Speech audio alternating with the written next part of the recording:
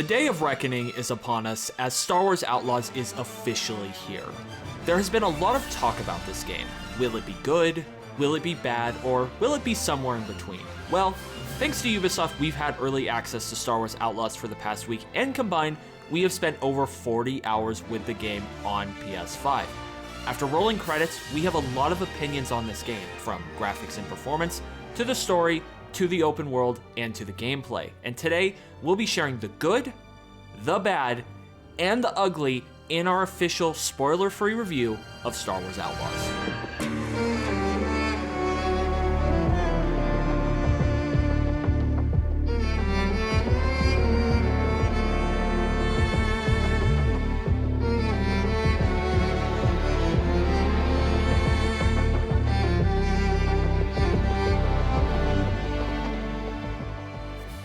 From the moment it was announced that we would be getting an open-world Star Wars game, I was incredibly excited. And that's because I've always loved open-world games and the exploration that they offer.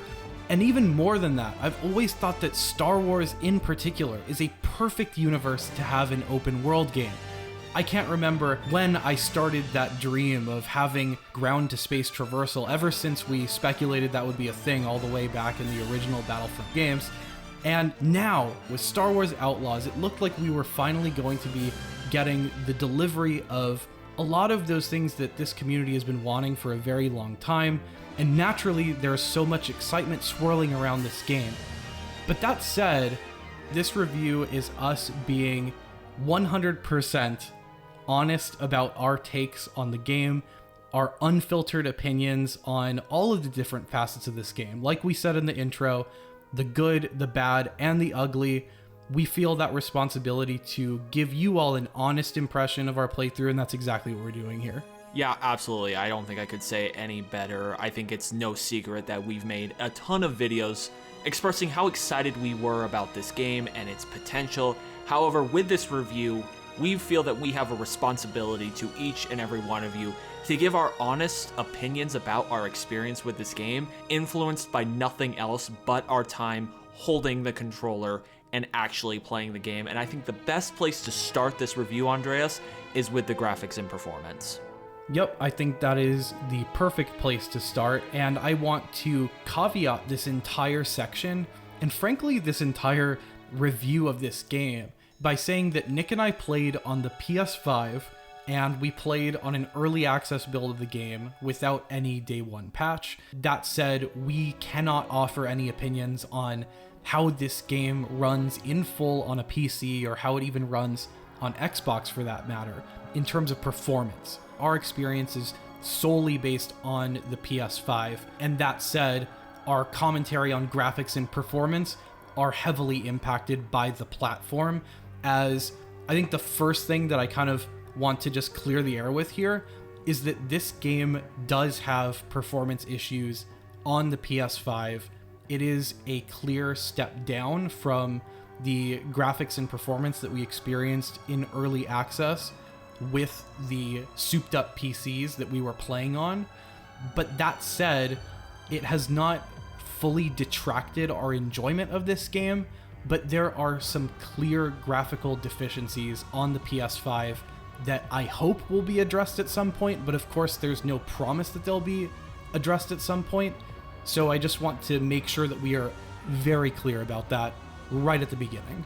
Yeah, absolutely. I think it is very clear from our experience and just our conversations with this game that the graphics and performance were by far the biggest point of contention for us. It was the biggest source of frustration and disappointment across our playthrough of this game. And for us, the build that we were playing on, we had two options for the graphics, for the visuals. It was either the quality mode or the performance mode, and the performance mode was obviously targeting that 60 frames, and the quality mode actually did favor 40 frames, so it wasn't a 30 frame target, and that was actually a nice change of pace. I think that is something that I would like to see more devs teams do going forward now with just the power of these consoles. Of course, it's not as powerful as those souped up PCs, but if we can have more quality modes that target 40 frames, I think that will be just beneficial for everybody.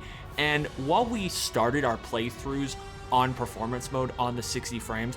We eventually ended up switching to almost exclusively the quality mode. I think it's safe to say that we spent about 95% of our time throughout this game, through the 20 plus hours each playing this game, on quality mode, and that is simply because the frame rate boost that you get from performance mode on the PS5 is simply not worth the fidelity loss that you get switching from the quality mode to performance. Because while we were playing on performance mode, honestly, in more of those open world areas of Toshara and Akiva, things tended to become very blurry and just very smudged, and it just was not a very good looking experience.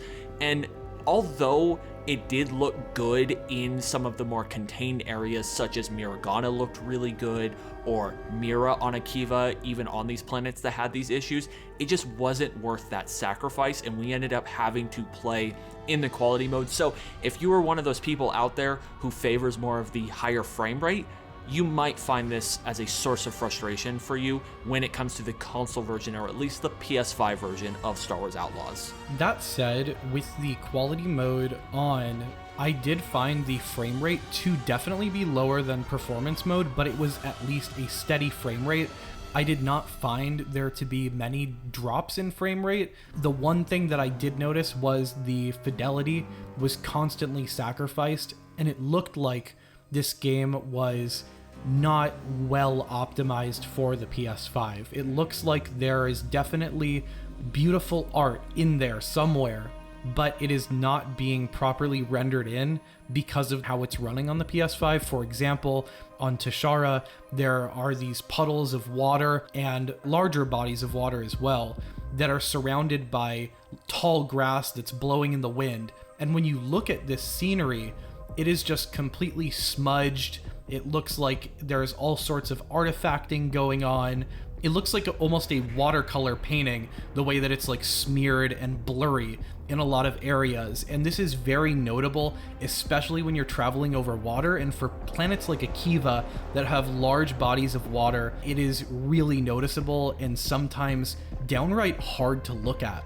But that said, this game, as you'll see with a lot of the different subcategories here that we're going to be talking about, there's a good side and a bad side to it. So, for example, the graphics, there are definitely some downsides, but there are some areas in this game that do look really good, and they still look very good on the PS5. For example, I can recall back to seeing the twin sun setting over Jabba's palace, and I had to take a screenshot of that and send it to Nick because of just how good it looked to me. This game has moments where it does look graphically very impressive, but there are certain areas of this open world that simply struggle on the PS5. Yeah, I gotta say, when it comes to the graphics and performance of Star Wars Outlaws, it was by far the most confusing area of this game for me, because I felt like I was always in the spin cycle when it came to this game. Because like you said, there are areas of this game that look absolutely beautiful, to the point where you want to pull out the photo mode, take a picture, and send it to your friends. And then there are other areas of this game that look almost early PS4, if not late stage PS3 era, and it's just really confusing because it just makes you not sure how to feel about that. And I feel the same way about the performance, because when it comes to the frame rate, I felt like in performance mode, it was a pretty consistent and stable 60 frames. Now, of course, we're not technical geniuses. Like, I don't know if that's true, but at least it felt like it was always remaining around 60 FPS. And when it comes to the quality mode, I never experienced any sort of frame rate drop throughout the 20 plus hours. Like, it remained a very stable and consistent experience. So that was really nice. That was a big bonus. But on the other hand, there were glitches. I did suffer a crash, so there still were some performance issues, but again, this was a early access build before any sort of day one patch, and it's just the kind of stuff that you come to experience in those preview builds of games. But just very hit or miss when it comes to the graphics and performance of Star Wars Outlaws, to the point where it was just very confusing and a very like, we're not sure how to feel about it, just given what was going on from moment to moment. So just a very weird experience when it comes to this game on the PS5. But one thing, Andreas, that I think we are very sure of, and that is the quality of the story in this game. Yeah, I want to be very general here because, of course, this is a spoiler-free review of Star Wars Outlaws, but I will say that the story of this game was a redeeming quality for me, and for those of you who are curious, I would estimate that the story would take about 15 hours to complete if you were just chugging through the golden path of this game. For me, I threw in a lot of side content, and it took me about 18 and a half hours to finish the story with all the side endeavors that I went on, and then I put an extra like 5 or 6 hours on top just as I was screwing around in the game after credits rolled. But I did take away positive things from the story, and what was the real driver of that for me were the different characters involved in this story, most notably Kay. I think Kay is a very appealing protagonist. I think she's excellently voiced by Umberly Gonzalez. She shows real character development throughout the game, and I found her to be a very compelling character, and I found all the characters around her to be very authentic and compelling. There were, of course, some pacing issues, which we've seen in Ubisoft games in the past, and that is present here as well. But that said, I don't feel like they detracted from the overall experience. I think this game, at its core, is telling a very fun heist story, and I had fun with that, and I enjoyed it, and I felt that hook throughout the story. I will say there is some cutscene funk that particularly did not sit well with me, like the presence of some pre-rendered cutscenes that just didn't look like they homogenized well with the rest of the game. Like the characters in the pre-rendered cutscenes just looked a little different than they did in-engine, and that broke the immersion for me, and I felt like that was odd, just an odd creative decision. But by and large, I did like and enjoy the story, and I want to see more from Kay going forward. Yeah, I think you hit the nail on the head on a lot of points here. For me, it took about 16 or so hours to complete the main story of this game, and that included some messing around with some side content. And I know they've said that the golden path for this game is about 25 to 30 hours, but I do think it is more in that 15-hour range. We did play on the standard difficulty, we didn't change anything, so perhaps if you tune the difficulty up, it will jump towards more of that 20+ hour experience just with having to redo certain areas, because there is a challenge to this game in certain areas.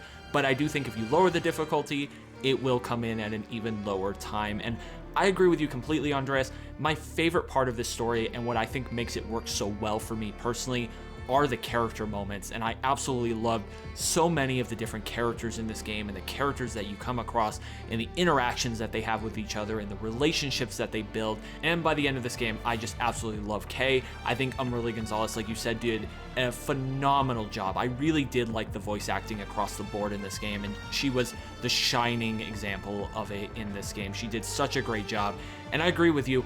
I really would like to see more of Kay Vess going forward. I hope that we get to see her story continue in one way or another, whether that is a sequel to Star Wars Outlaws or perhaps in a live-action project. I just think that Umberly deserves to tell more of Kay's story going forward, and I just really do enjoy that character, and I think a lot of people are going to resonate with her and her character. The one other character that I want to highlight here that can kind of be forgotten and lost in the shuffle is Nyx, and I feel like Nyx is a real 1-2 punch along with Kay, and seeing their relationship as well as MD5, I feel like they make a good complementary cast of characters that I found to just be interested in throughout this game. Like, I really liked and enjoyed their dynamic.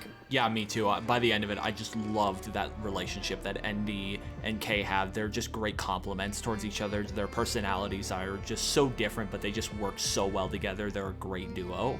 And the one final thing that I want to touch on here is music and score. This is something that I always try to take note of in a game. And that said, I think the music throughout this game was very well done. Everything from the score of the game to the different tracks that were composed and that you can select in the jukeboxes in the different cantinas in this world. I felt like the music does a great job of setting the tone for a lot of the different worlds, because we do have different biomes, and we'll talk about this in the open world, that they've really brought together a very colorful tapestry of different worlds in this game, and the music permeates that entire experience. And I really vibe with the soundtrack and general sound design throughout this game. That said, again, there are some audio bugs throughout the game that were very annoying, to say the least, just noises that were happening that wouldn't shut off. I really do hope that these things will be polished going forward with either a day one patch or subsequent patches, but I did encounter a handful of audio bugs throughout my experience and hope that those are cleaned up, because generally when the audio is working well, it's very good. So now as we shift towards the gameplay conversation of this review, where I want to start is with one of the features that we absolutely enjoyed and loved about this game, and that was the expert system. And that is simply because it truly felt like a breath of fresh air for an open world game, just getting away from a skill tree where you just have skill points and you're staring at a menu. Instead, Massive is now able to replace that system with more gameplay experience, with more missions, as each expert has a dedicated mission to unlock them and get access to their upgrades and abilities. And one thing that I really love about these expert missions and these expert abilities is how the abilities that they upgrade for K are really contextualized by the expert themselves. For example, we know that Lando Calrissian is one of the experts in this game, and the abilities and the upgrades that he provides to K and his little pathway, I don't want to call it a skill tree because it's not, but his little pathway of abilities that are upgraded via in-game objectives is very in line with who we know Lando is as a character, and I absolutely love that. And you see that across the board with the experts and the expert system. And the one thing I do want to say for you guys as you're getting your hands on this game, if you get your hands on this game, pay attention to the expert system in this game, because it provides very valuable and critical upgrades as you progress throughout the game. Honestly, I wish I would have paid more attention to it throughout my gameplay, because I think it would have helped me get through some areas a lot faster or just a lot easier. And there are also some abilities for, say, the Trailblazer, some movements. Like, there's a lot of stuff locked behind this expert system, so you definitely want to get that knocked out early in your playthrough. I 100% echo that sentiment, because the one thing about these experts is they are predominantly optional. You don't have to do these to finish the story of the game. In fact, a lot of them you don't even have to meet to finish the story of the game.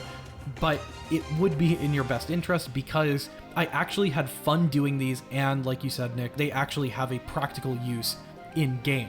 Now, I want to move on to the next system that we've talked at length about, and that's the reputation system. This is something that, after playing our 4 hours early access with the game, we were very excited by this system, and now is a great time where I just kind of want to check in about whether or not this system lived up to the hype, or whether we were maybe a bit misled with how it went. For me personally, I'm happy to report that I really enjoyed the way that the reputation system works in this game. I feel like it's just as advertised, if not a little better than I was expecting, because, for example, I immediately made my bum rush to gaining excellent reputation with the Hutts, because, as you guys know, I love the Hutts. I wanted to get the Sabine Wren Mandalorian armor inspired cosmetic item for getting the maximum reputation with the Hutts as soon as possible. I did that, and I was very pleasantly surprised by my journey to excellency with the Hutts. And on the way there, I loved this little detail that once you reach excellent, you're able to freely walk into Jabba's palace, and I thought that was so cool. It really made the grind to excellent with the Hutts worth it, and it made me really curious about how that grind would be for the different syndicates. And Nick, I know you went all in on Crimson Dawn, so happy to learn about your experience too. Yeah, it's very clear that the reputation system is the foundation of the gameplay loop in this game. It is the most important system in this game. It drives everything, and I absolutely loved it for all of the reasons that you said and more, Andreas. I love that you get to pick a faction that you want to, you don't get to join, but you get to be a part of. I truly felt by the end of it that I was a member of Crimson Dawn by the time that I had reached max reputation. I had built up a rep with them. I was part of it. They were recognizing me in different areas. They were offering me special jobs, and it was worth it for me, because my favorite cosmetic item in this game was the Crimson Dawn outfit. I absolutely loved it. So grinding my way towards that outfit, it just gave me something to strive for and to achieve, to getting that cosmetic item. I absolutely loved it. One thing that we did not realize from our preview is just how important it is going in the other way. We talked about all of the things you can gain from it, but it is also a system that you need to pay very careful attention to. We talked about how it is a very cerebral system, and you need to be very careful in every choice you make. I don't think we realized in our very brief hands-on experience with the game just how important that is, because if you guys allow your reputation to be absolutely decimated to the lowest level with one of the syndicates, they will send hit squads after you, and they border on being absolutely annoying to deal with in the open world, to the point where like every time you go out in the open world, they will come after you. I at one point had upset the pikes to that level, and every time I stepped foot outside of a city, there was a kill squad of pikes going after me, and they would not stop until I got my rep back up with them. It was not one of those things where like in GTA where you get wanted, you die, your wanted level goes away, it's all good. No, you are still in bad with that particular syndicate, and they will just continue to send waves after you in the open world. So you almost have to drop everything that you're doing in the moment and go fix your reputation with that syndicate to get them off your back. And like, that's really cool that you can put yourself in such a bad spot. But at the same time, it can be incredibly annoying if you're trying to focus on something else. So it is just something that you guys want to pay very careful attention to. But the reputation system absolutely lived up to the hype for me. I love this system. I love that it is a core mechanic of this game, and I think it is such a great thing to do with all of these various syndicates. And I love that you get to just pick your favorite syndicate to grind towards and become a member of. It was really cool. Now, speaking of GTA, of course, guys, the wanted system in Star Wars Outlaws, we did trial it, we did test it out in this game, and it is honestly fun to deal with. There was at one point where I started just going and committing pretty much acts of, I guess, Imperial terrorism against different Imperial checkpoints on Tushar, just trying to get to the Death Troopers, and it was a lot of fun. It was challenging. I did get to the max wanted level. The Death Troopers came after me. They started sending like TIE fighters to monitor the area. They never went after me, but they were flying overhead. You definitely feel the Imperial presence when you get the wanted system, and those Death Troopers, man, oh, they're scary. They'll get rid of you real quick. Yeah, if you mess with the Empire to a certain degree, they really don't mess around. And speaking of that, I think that's a natural segue into the combat for this game, and particularly the combat AI, because I know there was a lot of chatter about the AI leading up to this game, whether it looked terrible from our early access gameplay, or whether people thought it would not pass muster in an extended game playthrough. For me, by and large, I didn't have too many issues with the AI. That said, it is not perfect. There are issues that do pop up every once in a while where you do notice, why is this person behind a rock shooting the rock and not shooting at me, and why is he stuck there? Like, there are things that pop up, but the whole point of dealing with the Empire is they bring this strength in numbers approach with them, where it's the fact that there's a ton of stormtroopers coming at you, with the Death Troopers thrown in there, with all the other forces being thrown at you, that piles on and becomes overwhelming. It's not necessarily that any one stormtrooper is like a commando or anything and appears very intelligent and is moving in like a very intelligent manner.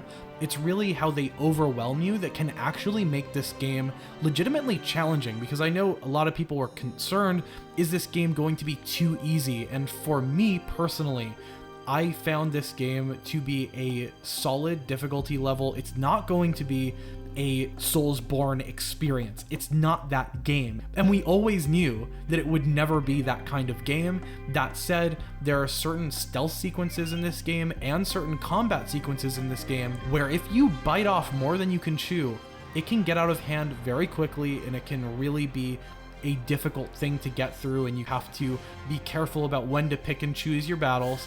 That said, I do also want to talk about the stealth sequences of this game, because I think that goes hand in hand with the AI.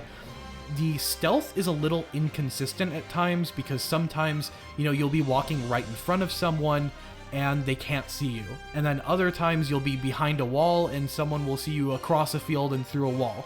And that inconsistency can make the stealth challenging in ways that it's not supposed to be challenging, right? Like, stealth sequences can be challenging, and that's totally okay, but there are some times where that level of inconsistency makes the stealth sequences in this game a little hard to approach from a design level. But that said, those issues are not too common and only really made me frustrated every once in a while. I felt like this game on a combat level was very fair. Yeah, this whole system, the combat system and the stealth mechanics in this game, really are just another one of those very confusing points for me, because I'm not afraid to say that I think that there are times where the AI is incredibly stupid. They do really stupid stuff. Like you said, you can almost walk in front of them while going through stealth sequences, and then there's another moment where they see you through a wall 5 miles away. Like, it's very confusing. It doesn't make any sense. But what I will say for combat, what I did enjoy about it, and I'm happy you brought up, Andreas, it's not a Dark Souls game. It's not trying to be a Ghost of Tsushima game. This is not a very intricate combat system, but it is a fun combat system. I had fun with it. I enjoyed running around with Kay's blaster. I enjoyed the sound design of it. I enjoyed how punchy it was. I liked how there were the sparks that flew off when it hit something. Like, the visuals of the combat is really fun, but it is a run and gun type of game. And yeah, it can be challenging when they overwhelm you with numbers, and it can be at times almost too easy on the normal difficulty, mainly driven by how stupid the AI can act sometimes. And one thing I do want to talk about in regards to the combat, we know that you are locked into just Kay's blaster as your primary weapon, and yet you can pick up weapons around. And one thing I did enjoy about Kay's blaster was how modular it was. We knew it was modular. We knew that there was a normal shot and then like an ion shot and a power shot. But within those categories, there were also subcategories. So there were like 9 total categories where the power shot could have 3 different types of fire rate. And then the ion shot had 3 different things that you could do with it. And then the normal shot had its normal shot, and then like a rapid shot and a power shot. So it is a very incredibly modular blaster that Kay has. And in regards to the weapons around the world, I really enjoyed that system because they almost act like a lifeline sometimes where, like you said, you will be overwhelmed and then you can pick up an E11 and just clear the room. Otherwise, you're pinned down and there's not much you can do with your blaster and you're gonna die, and then all of a sudden that E11 is there to save you. And another thing that was incredibly helpful in situations like that is Nyx. I really did enjoy Nyx in this game. He actually was a very helpful companion. He wasn't just there for like moral support like companions are in other video games. He was actually a very useful mechanic that I used a lot, especially in those combat sequences where you are pinned down and you know if you stand up and try to go grab a back to vial because you need health, or to go grab one of those weapons, you're gonna get killed. You could send Nyx to go get it for you. So he was very helpful in those combat situations, but he also was incredibly helpful in the stealth situations because you could use him to take down multiple enemies at once. So if there was an area where you needed to take 2 people down at the same time, you couldn't just take one down without alerting the other, you could send Nyx after one of them, distract him, or attack him and turn him into like a little face hugger from Aliens while you took down the other one and then took him down. So it was really nice to just actually have a very usable companion in Nyx in this game. Now, moving on to the next area of gameplay that I want to talk about, I really do want to start off with the ship gameplay, most notably the Trailblazer. The one thing that I will say about the Trailblazer is I enjoyed the different areas that you can upgrade the Trailblazer, because there are about 6 areas that you can upgrade. You can upgrade the weaponry, how fast the ship goes, and then the defenses of the ship as well. And I really did enjoy how they weaved the story sequences into some of these upgrades. We have seen one of those where you do a mission for a Jawa, then you unlock the laser turret on top of the Trailblazer, and then there are some other ones in there that are tied into the expert system where you can unlock different maneuverability options for the Trailblazer, and I just found that to be a very creative way to upgrade the ship. This is a definite step up from, say, Jedi Survivor, where there was no customization or upgradability for the Stinger Mantis in that game. So this is just a welcome inclusion to this game. That said, I would not expect anything to the degree of customization or upgradability in Starfield where you can make an entire ship. The Trailblazer is the Trailblazer, and that is it. There are some different skins that you can apply. You can change the fuel of the ship that will make the contrails different colors, but other than that, the ship is what the ship is, and the combat is relatively unremarkable. It flies just as well as you think it would, and the gameplay is relatively uncomplicated. This is not a Squadrons type experience. It's not War Thunder. It does its job, and that's about all I can say about it.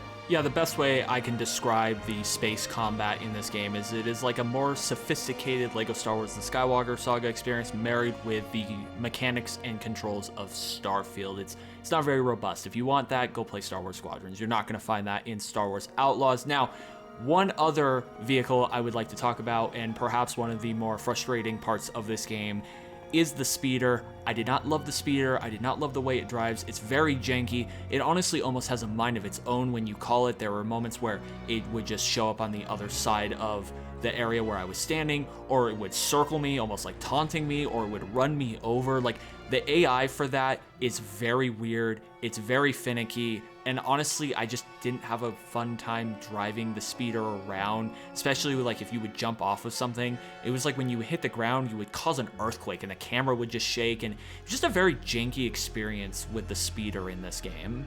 Yeah, this is something that I've already addressed before after our early access. I didn't particularly care for the way that the speeder controlled in close quarter environments with tight turns. I felt it was very floaty, even though I understand it's floating physically off the ground because it's a speeder, but it felt like not tight on the controls, which I didn't care for.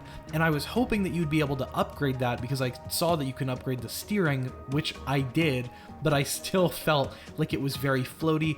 And also, this kind of ties into the performance of the game, but sometimes there's pop-in when you are traversing at high speeds. For example, I was riding my speeder in Tatooine and a bantha appeared right in front of me and I slammed right into it and fell off my speeder. Not good. Don't like those kind of things. They're very annoying, especially when I'm trying to get from point A to point B with like a timer on or something. And also that kind of goes hand in hand with navigation as well, particularly on Akiva when there's windy roads. I feel like this game could have benefited from a mini map when you're using the speeder, particularly in some more windy environments like Akiva. The speeder doesn't really climb certain environments well. It gets hung up on rocks and just generally felt like a clunky experience to me. And I think it is one of the lowlights for this game, unfortunately. Yeah, I completely agree. I did get very sick of having to constantly check the map on Akiva to make sure that I was going in the right direction. It was just so windy and it wasn't very obvious. I know they went for a more minimal UI, but I think this is one of those experiences that could have benefited from some sort of on-screen GPS or just a little more guidance along the way, or perhaps we're just incompetent, but I think we're on the same page when it comes to this. And then the last bit of gameplay that I very briefly want to touch on is the platforming and general traversal. For me, this game is very similar to, say, the Uncharted series when it comes to platforming. I found the platforming sequences to be very similar to Uncharted. There were some times where I was frustrated by different traversal segments where I felt like the jumping wasn't as accurate as I wanted it to be, or Kay wouldn't grab onto a ledge when I thought she should, but I found some of the other platforming segments to be very impressive and large set pieces, and it was really welcome to see that Uncharted scale of traversal in a Star Wars universe, because I love the Uncharted games, and I really do think that that's a flattering comparison for this game. Yeah, I think that is a great comparison. It does have very similar traversal mechanics as Uncharted 4, to be honest, just with like the rope that you can use to swing around in the hook. I really love that mechanic. I found great use out of it, and I just had fun swinging around from area to area when you had to. It was a really fun mechanic there. Now moving on to probably my favorite part of Star Wars Outlaws. If anything, this game, just for the open world that it provides, it really does fulfill the fantasy of giving you a tourist in Star Wars feeling. They did a really great job of constructing authentic Star Wars worlds in this game. And I use that word authentic very intentionally because, Nick, earlier in the review, you said they did their homework when they were designing this game when it came to Star Wars. And that is so true. You can tell there were countless hours ensuring that the different areas of this game had that Star Wars authenticity to it, and that's everything from the details throughout the environments to the NPCs that populate them, speaking everywhere from complex Huttese to droids speaking binary or whatever they're speaking. I thought it was really interesting and really fascinating to keep exploring new environments because I never knew what I would uncover. And I just think back to, for example, getting to Tatooine for the first time and seeing the scale of Tatooine and how large it is. I crossed Tatooine in about 4.5 minutes on my speeder, which does go relatively fast. And I could not wipe the smile off of my face when I was going around Tatooine at first. I think this really is the most movie-accurate depiction of Tatooine in a video game we've ever seen, full stop. No doubt in my mind. I really love what they've done with Tatooine, everywhere from exploring abandoned moisture farms to going through the streets of Mos Eisley. This game really brings it when it comes to the open world, and that alone is what will bring me back to this game and why I'm kind of obsessed with Outlaws right now and why I want to keep going back to my PS5 and exploring more areas of these games. Yeah, I think the open world and the side missions that you can do with it and exploring around these planets is by far the best thing that Star Wars Outlaws has going for it, and the thing that I love the most. All of the lore that's packed into it, all of the NPC conversations that you have and the references, and just hearing them talk about events that you know and love from the Star Wars movies, but how it would sound in an in-universe conversation was just incredibly exciting and really fun to listen to. I really did love exploring these planets. I love Tatooine. I'm right there with you, Andreas.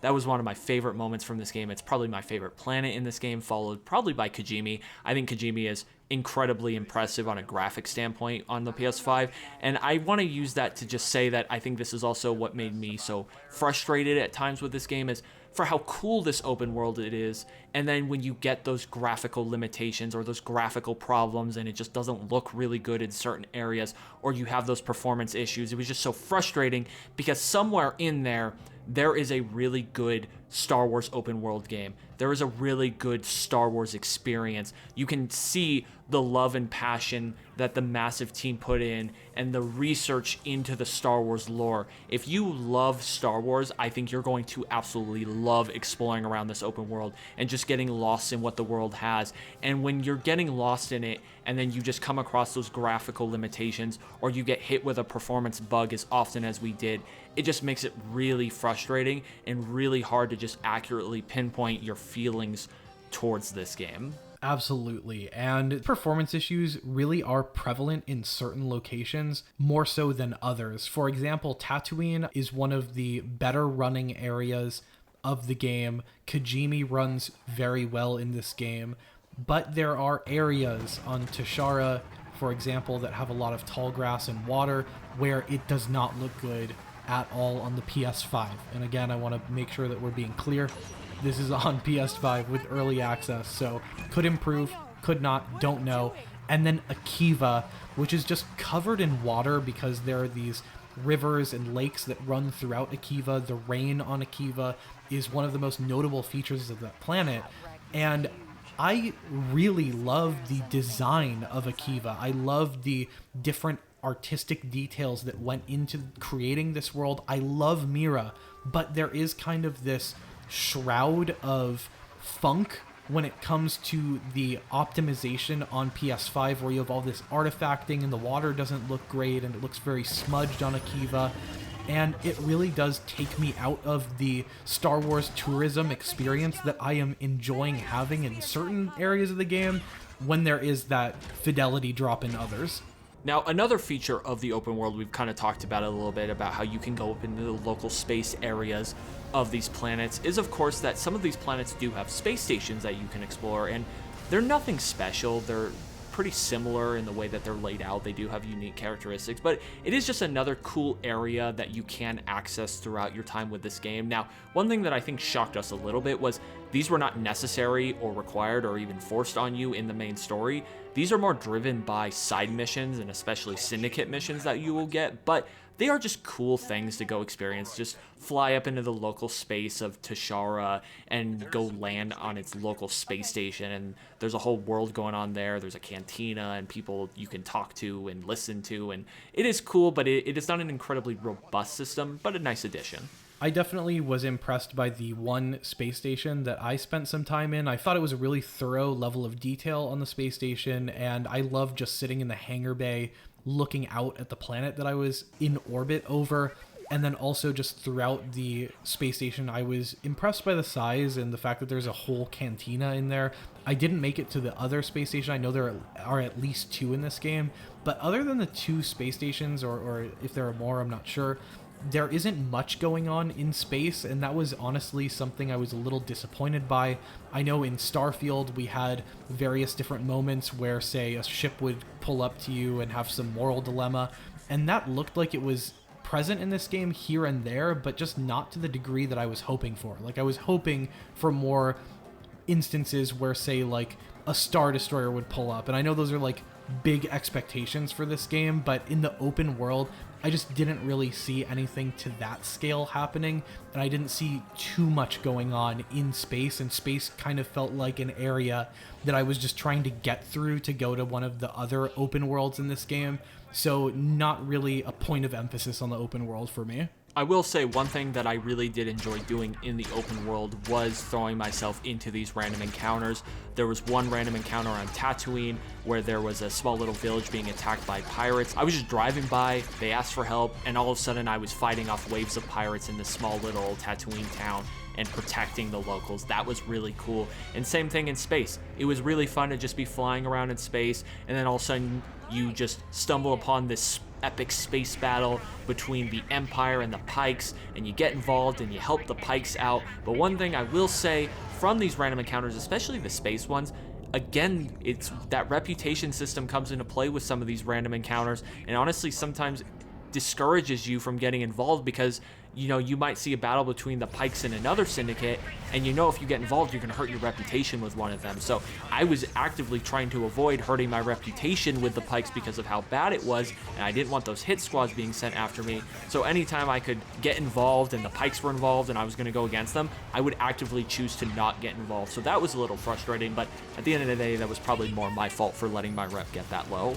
Now, an open world wouldn't really be much of an open world if it weren't filled with activities, and that is one thing that this game has in abundance. There is so much to do throughout these worlds. There are many different collectibles, side missions, intel. There's even some legends out there and legend quest lines that are really interesting, and I can't wait to dig more into as I keep playing this game. My sense is that I've played the game for over 20 hours at this point. I could probably easily spend another 20 hours digging through all this game has to offer. There's so much here. Like, for example, I spent like 5 minutes just feeding Nyx in this game, sitting at different food areas and then sitting down having a meal with Nyx.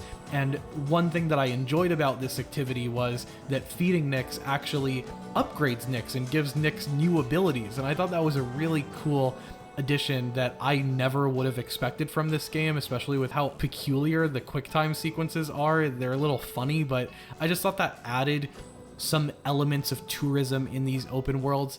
And again, there's so much to collect and do. There's shops that you can go and buy things from, whether it be the Jawas or local merchants or the different exclusive rep tie-in shops and merchants. Like, there is no shortage of stuff to do for this game, and it's really bringing the value in that area for sure.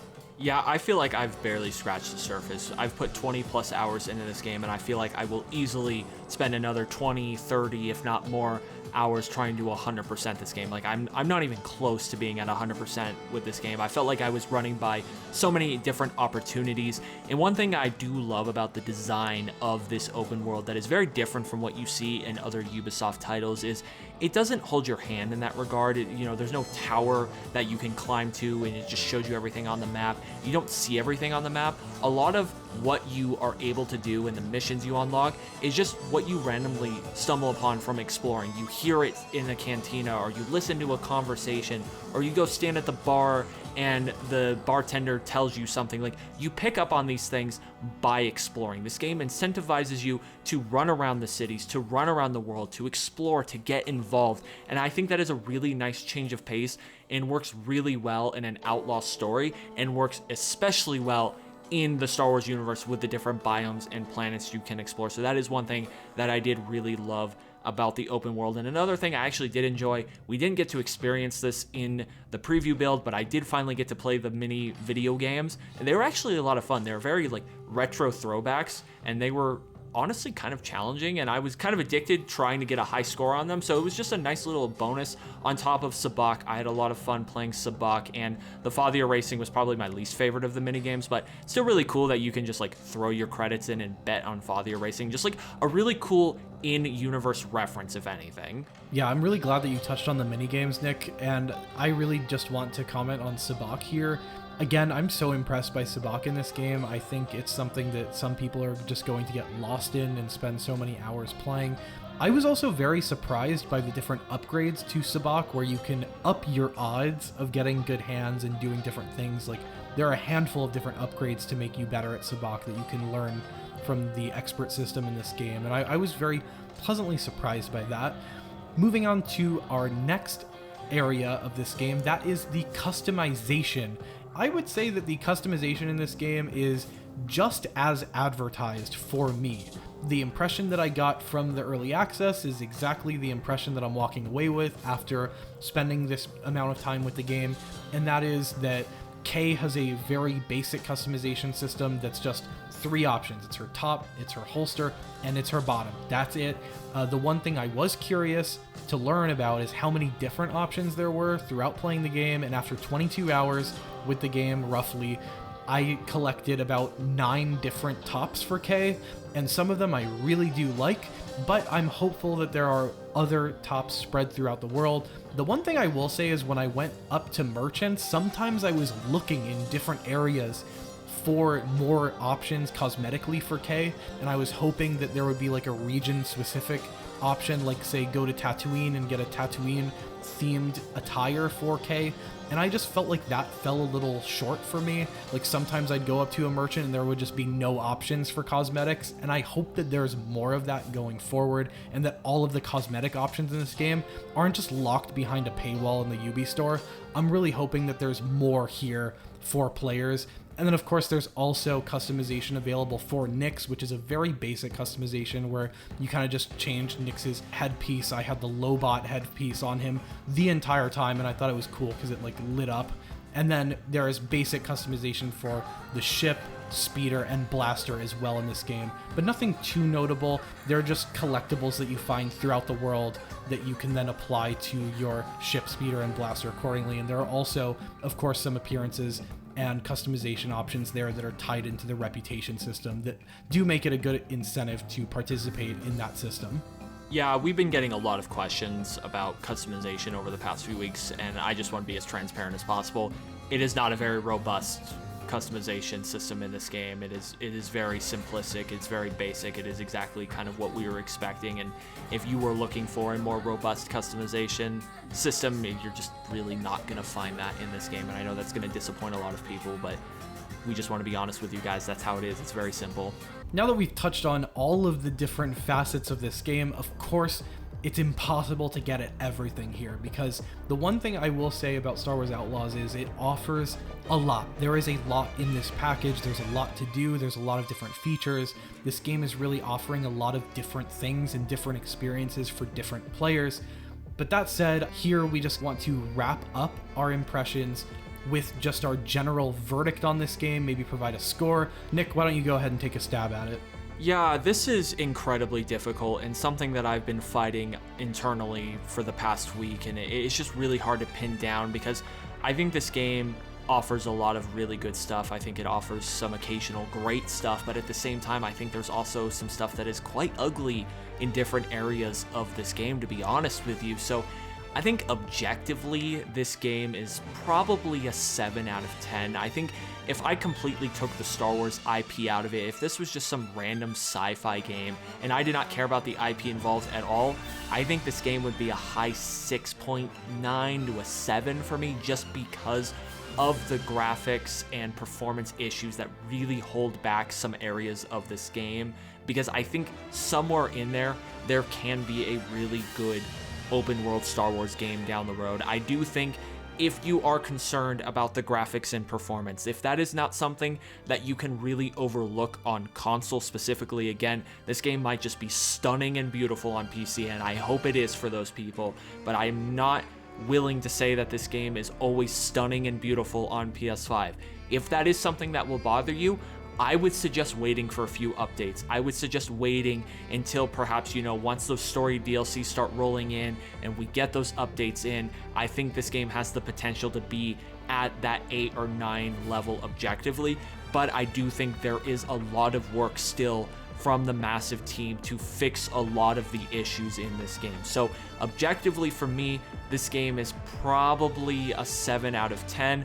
I could argue maybe a little higher just because of how much I love Star Wars. Like if I allowed that Star Wars bias to creep in, I would probably allow it to go a little higher, but I just cannot do that in good faith towards being honest with my feelings of this game. But I will say, Despite that, I did have a lot of fun with this game. I just love Star Wars.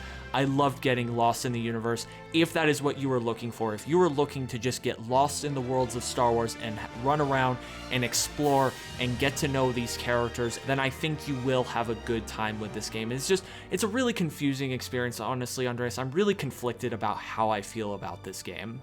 Yeah, I definitely feel that complexity with my reaction to Star Wars Outlaws, because if you will have played this game and then told me that it is a 7, I would trust you. If you played the game and told me that it was an 8, I would trust you. If you told me that this game was a 10 experience for you, you know, I might buy that from you, because there are times of this game where it's a 6. There are times in this game where it's punching to like a 9, even like a 9.5.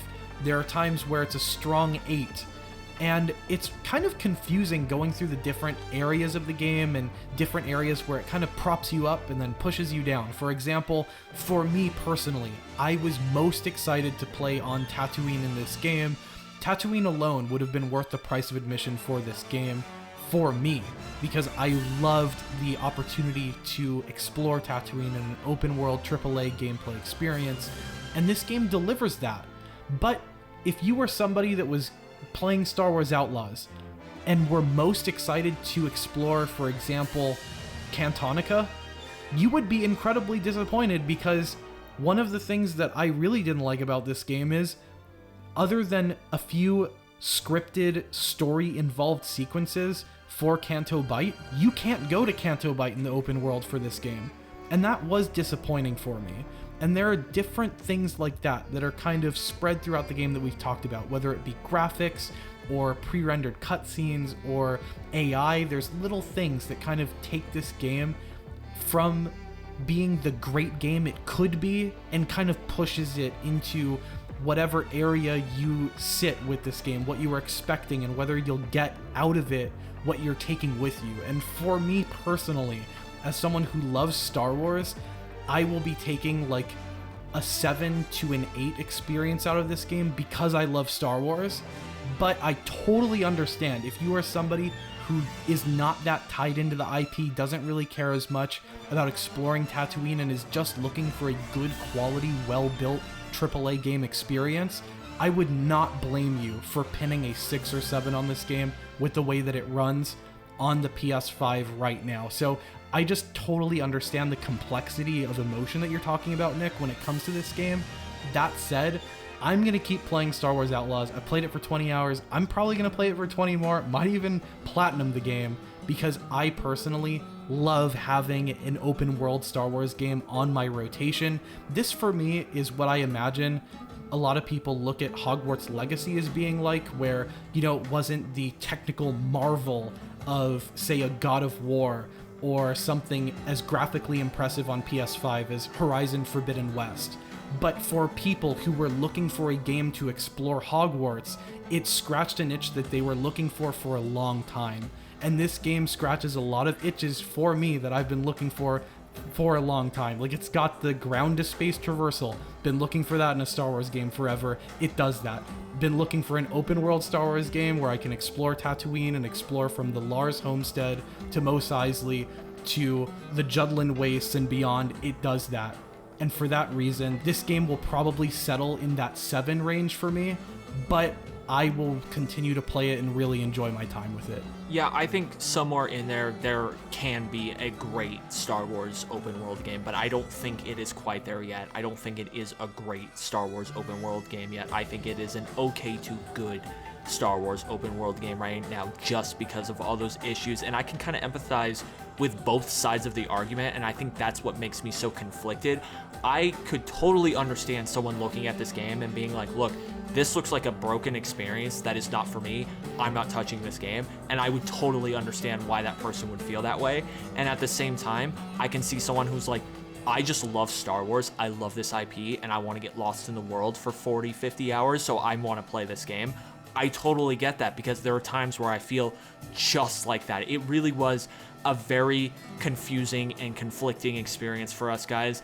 I know that might not answer your questions clearly. I hope we provided as much information for you guys going into this so that you guys are as informed as possible as to whether or not you feel you should purchase this game. If you guys have any additional questions, please leave them down below in the comments, and we will do our best to answer as many of them as possible in either a comment or perhaps a video down the road. We really are just trying to provide you guys with as much honest information as possible, only influenced by our actual experience playing the game. So we're doing our best for you guys to answer as many questions as possible. Also, if you're new to the channel, we would love to have you as always, and the way to do that, just go down below this video, hit that little subscribe button, the bell notification right on next to it. It'll notify you every single time that we upload. We are closing in on 30,000 subscribers for those of you who have decided to join the Lunar Squadron family, whether recently or over the last few years, or you've been with us from the beginning. We just want to say from the bottom of the hearts, thank you very much. We appreciate every single one of you. We could not do this without you guys, so we really do appreciate each of you. Anyway, guys, that is going to do it for us for our Star Wars Outlaws official review. Thank you all so much for watching, and as always, we will see you all next time.